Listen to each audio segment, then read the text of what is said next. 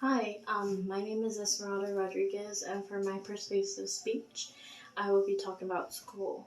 Most importantly, the significance of small classes and how they are better than bigger ones. Yeah, I said better than bigger ones. You may be asking why I decided to do that. It's because I believe smaller classes actually do have such a big significance in school and helping students improve and advancing more than what in larger classes have.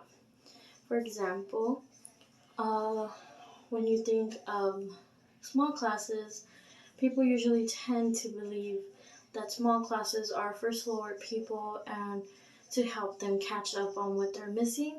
But in most smaller classes, they actually are more ahead of what larger classes are because they get more on one time with the teacher and it's a small group so they can get together and connect with the subject and learn more with each other than by yourself when you're in a larger class. For me, that's one of the biggest things that I liked about smaller classes because when I was in a bigger class, I would always tend to stay alone in the corner and studying by myself, having to learn by myself instead of a group, like smaller classes.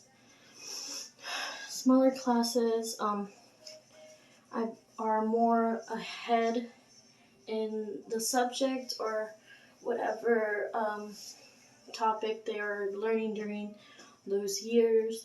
They tend to be 2 or 3 months ahead, and even students test out of the class as well, so they go on into an upper level class. They become more advanced, and they also become more fast learners. I myself, for example, I took 3 classes, one junior year and 2 senior year that were small classes, all taught by the same person, and he was a really good teacher. He helped me get out of my shell and speak more in class, participate, and even I became a more fast learner than what I was before. When I was younger, I was very slow paced, so that really helped me a lot. Being in a small class, I also got to gain more friends than what I had because I was always alone, like I said before. Being in a larger class, it was more difficult for me because of my anxiety. Other students as well have anxiety with being in larger classes, and we tend to stay more alone when we're in larger classes. While when I was in my smaller class, it was always just me and the other 10, 15 people that were in there, which was quite good.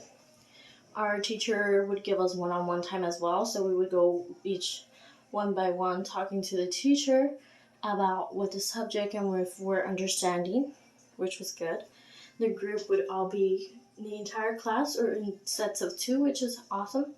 So it'd be like 10 and 10, 12 and 12, and it would be those 2 large groups that would also help with each other. Some great outcomes that happens from taking classes that are smaller is that students become more advanced, fast learning pace, and they tend to be more outgoing. So when participating in discussions, they're the first ones to raise up their hands. They're the first ones that want to participate in the projects and wanting to be the leader and presenting stuff. For me, that was me after being in small classes. I was in bigger classes trying to present in front of bigger crowds to help overcome my anxiety of larger classes.